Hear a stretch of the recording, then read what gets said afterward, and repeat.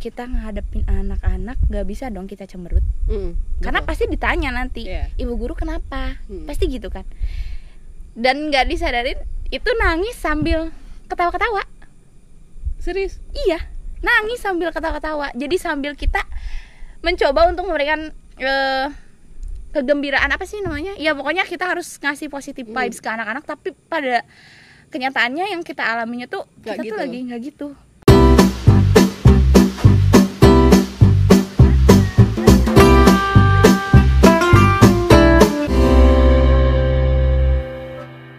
Assalamualaikum warahmatullahi wabarakatuh. Welcome back to my channel. Balik lagi sama aku Tantia di Ceria, cerita bareng sama kita. Nah, kemarin kalau misalnya kalian udah nonton video aku yang nge-review salah satu hotel di Pangandaran, pasti kalian ada bertanya-tanya dong, siapa sih yang bareng sama kamu? Nah, ini dia. Coba perkenalkan diri dong, Neng. Siapa namanya? Oke guys, pasti kalian pada kaget kenapa kemarin tiba-tiba tring gitu, kayak ada orang baru di YouTube-nya Tantia.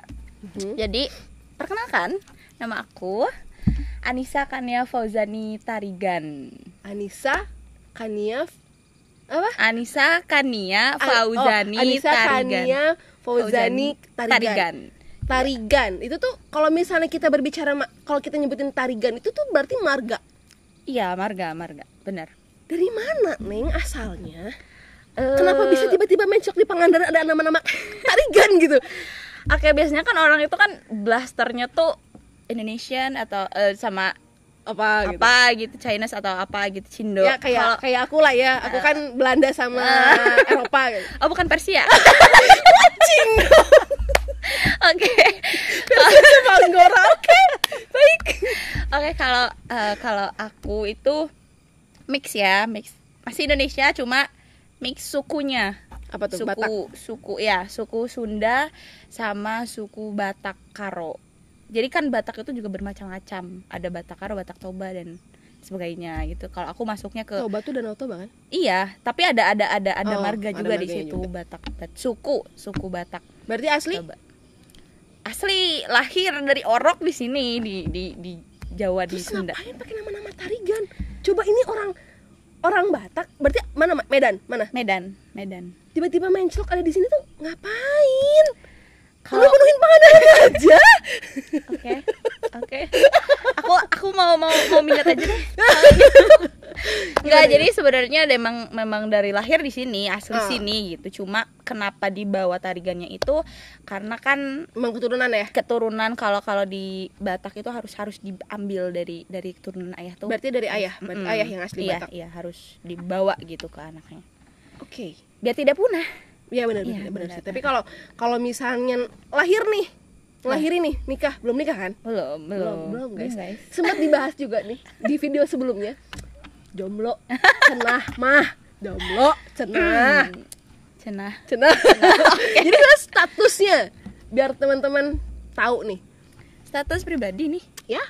Iya, jomblo. Jomblo guys. Sama kayak aku juga jomblo. Jomblo. Masih lebih ke masih mencari jati diri ya, sebenarnya. Berapa sih umur? 21. Beda setahun lah ya. Aku 20 tahun. Tipu-tipu guys, jangan percaya. Itu tipu-tipu, jangan percaya. Aduh. Ya, ini yang di belakang layar tuh kenapa pada enggak terima gitu kan umur 20 tahun tuh, ya Allah. Iyalah ya kan. 21 dibandingin dengan yang berumur udah 25 tahun lebih. Enggak bisa dong. Jangan disebutin. Aduh, aku enggak pernah menyebutkan umur. Oke. Mereka tuh enggak tahu. Mereka tuh tahu enggak tuh biar saya bongkar di sini semuanya. Kan salah ngerekrut guys. Salah ngerekrut. Oke. Jadi Anissa, kita biasa akrab panggil dia dengan sebutan Ica. Kesibukannya apa sih sekarang, Ca? Kesibukan untuk saat ini kuliah pastinya. Kuliah terus. Di mana tuh? Di Stigmo Al-Farabi Pangandaran. Masih di Pangandaran juga. Masih di Pangandaran juga ya. Ya, saya pecinta produk lokal. Udah semester berapa? Aku baru semester 5. Bentar lagi dong. Ya, sedang nanjak-nanjaknya sebenarnya itu. Sibuk ujian. Ujian hidup. Ujian hidup tuh lebih berat, bener gak sih guys? Nah, tujuan kita bikin konsep baru dengan podcast, judulnya tuh podcast ceria. kenapa kita menyebutkan ceria itu berarti kan cerita bareng sama kita. Aku pribadi pengen siapapun masyarakat di luar sana yang pengen mengutarakan isi hati, yang ingin berspeak up lah tentang sharing, apapun, betul, tentang pengalaman hidupnya, tentang apapun gitu. Itu tentang pengalaman lah, entah itu tentang dia memotivasi untuk memotivasi teman-teman semuanya, atau misalnya memberikan edukasi tentang apapun itu, kalian boleh banget langsung menghubungi kita, bisa komentar di kolom di bawah, atau misalnya bisa langsung DM di Instagram aku di Tantia RK. Itu tujuan kita pengen membuka podcast ini sih sebenarnya. Karena jadi Tantia RG channel ini bukan hanya kita memberikan referensi tentang hotel, betul, tentang rekomendasi atau apapun tentang hotel atau penginapan, tapi kita juga pengen ngajakin teman-teman semua dengan banyaknya permasalahan kita nggak mau meluas di Indonesia deh. Banyak banget kayak kasus kemarin yang KDRT kan. Dia hebat karena dia bisa speak up. Nah, itulah tujuan aku tuh kenapa pengen mengajak siapapun teman-teman luar sana yang pengen speak up juga. Betul. Pengen berbagi pengalaman, pengen berbagi cerita. Yuk langsung aja ke kita. Siapapun kita welcome gitu. Ya asal dengan cerita yang jelas ya, bukan yang hanya tahu nggak kemarin tuh ya aku udah diputusin sama pacar aku. Nah, nggak kayak gitu juga sih. Iya. Intinya ada motivasi yang bisa di-share ke teman-teman. Benar gitu. Terus berarti kesibukan lain dari Anissa. Baik lagi nih, kita ngobrol-ngobrol perkenalan sama Ica, karena kan mungkin teman-teman luar sana tuh kayak siapa sih dia gitu. Walaupun mungkin banyak banget orang yang sudah kenal dengan dia, karena secara dia tuh selebgram, guys. Oh no, tipu-tipu banget ya, maaf. Tapi nggak banyak yang tahu sama dia. Kesannya kayak famous banget gitu kalau kayak gitu. Ya amin dong. Ya, amin nggak sih? Aminin kan. Benar-benar. Kesibukan lain selain kuliah itu ya bisa disebut sampingan maybe. Sampingan kesannya kayak gimana ya? Maksudnya, oke, kegiatan lain selain kuliah itu ngajar. Aku ngajar. Mengajari siapa? Mengajari seseorang kah? Mengajari seseorang untuk mencintai aku. Enggak, canda guys. Pintu pulang kemana? Beda ya kalau kita ngobrol sama kaum yang lebih sama orang-orang yang lebih muda tuh, ya lebih ke hati, lebih ke kayak gitu. Apa sih? Aku nggak bisa mengungkapkan, tapi intinya gitu ya. Beda kalau sama yang sudah menikah, itu yang pikirannya duit, cuan. Pokoknya cuan is number one. Nah, apa? Oke. Ngajar apa? Ngajar anak TK. Aduh. Jadi lebih ke ibu guru, guys. Apa ya namanya? Training untuk nanti di masa yang akan datang, guys. Bener. Tapi bener loh. Karena sebenarnya mendidik seorang murid yang murid, oke. Murid. Maksudnya kita tuh ngajar kayak dari TK, SD, SMP, SMA, bahkan perkuliahan jadi dosen gitu ya. Itu kan nggak gampang kan. Beda-beda tingkatannya tuh. Malah lebih susah TK nggak sih?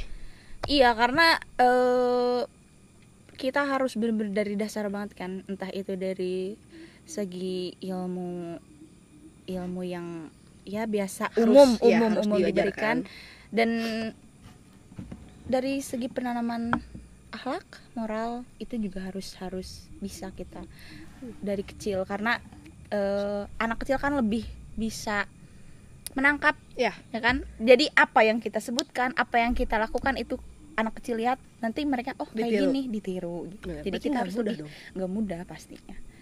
Emang berarti lebih enak kayak ngajar anak-anak yang sudah SMP SMA ya berarti. Aku nggak menyebutkan mengajar anak SMA atau SMP itu lebih mudah, karena memang punya tantangannya sendiri. Iya, punya tantangannya masing-masing gitu.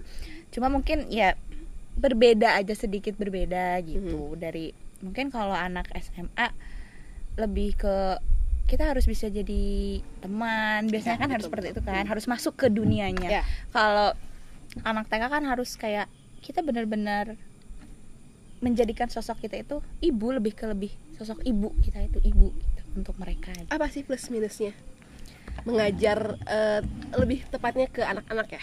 Anak-anak yang sudah kamu rasakan nih. Berapa lama berarti ngajar? Sorry. Baru kurang lebih 3 bulan ini. Nah, apa nih plus minusnya? Plus minus tentu dari keuntungan ya, plusnya gitu, banyak pengalaman, maksudnya jadi ada pengalaman nih. Terus kalau minusnya menguji kesabaran ya bun. Karena anak kecil itu sangat amat kita gemes kayak pengen tapi kan nggak bisa, kita nggak mungkin marahin anak kecil dong, kayak pasti takut mentalnya kena kalau anak kecil kan. Kayak ada pernah nih pengalaman kayak ada suatu event gitu, si anak itu tuh pengen ikutan eventnya aku, tapi aku bilang nanti dulu. Dia langsung bilang apa coba? Nggak tahu, aku nggak sayang ibu guru. Langsung kayak gitu kan, berarti kan kita nggak bisa semena-mena dong kalau ke anak kecil gitu. Beda kalau sama anak SMP, mungkin bisa paham kita bilang nanti dulu, oke nanti dulu. Kalau anak TK nggak bisa, dia langsung bilang kayak gitu saat itu, aku nggak sayang sama ibu guru lagi gitu.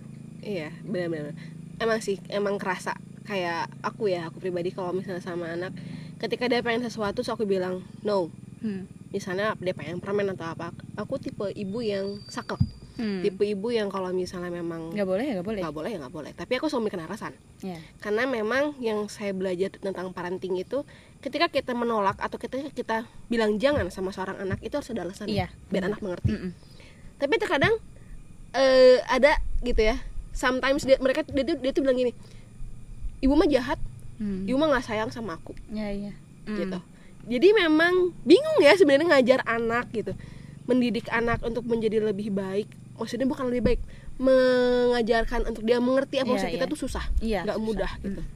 Karena mereka beranggapannya kalau kita larang-larang berarti kita nggak sayang. Nah itu. Tetapi kalau misalkan kita membolehkan, kita yang nggak sayang dong, benar nggak? Saya sebenarnya belum jadi seorang ibu ya. Tapi tuh kayak kesannya udah nggak apa-apa, anak-anak saya banyak di sekolah. Bener. Tapi salut loh. Kenapa aku bilang salut? Karena aku aja nih ngurus satu anak aja yang masih umur 4 tahun tuh sering darah tinggi gitu. Apalagi ini yang anaknya banyak, dengan berbeda-beda karakter, dengan berbeda-beda sifat, dengan berbeda-beda kebiasaan. Itu luar biasa dong.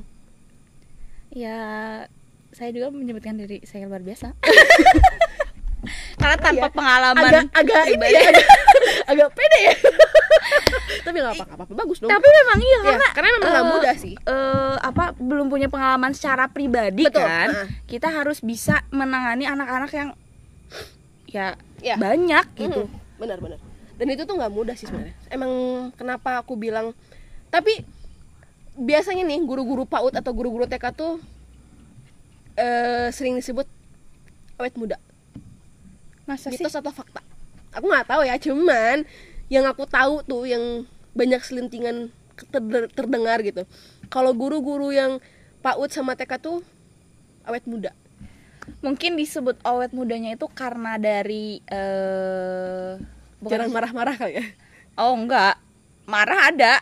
Tapi tetap. Kita marahnya itu enggak yang kayak saklek, enggak gitu. Ya kan beda dong kalau misalnya ngajar anak SMP atau SMA kan kamu tuh yang gitu. Kayaknya yang bikin awet mudanya itu kita kan ke pembelajarannya itu enggak yang happy ya? Iya, ya harus happy. Kayak terkadang nih ya, kita dalamnya itu lagi pengen nangis, pengen pusing lah, lagi banyak pikiran gitu, lagi banyak permasalahan, tapi kita harus tetap happy depan anak-anak. Itu gimana dong rasanya, kayak sempet banget nih pernah terjadi gitu, bener-bener lagi down banget, kita ngadepin anak-anak, gak bisa dong kita cemberut, karena pasti ditanya nanti, ibu guru kenapa, pasti gitu kan.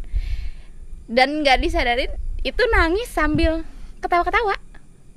Serius? Iya, nangis sambil ketawa-ketawa. Jadi sambil kita mencoba untuk memberikan kegembiraan, apa sih namanya, ya pokoknya kita harus ngasih positive vibes ke anak-anak, tapi pada kenyataannya yang kita alaminya tuh gak kita gitu. Tuh lagi nggak gitu.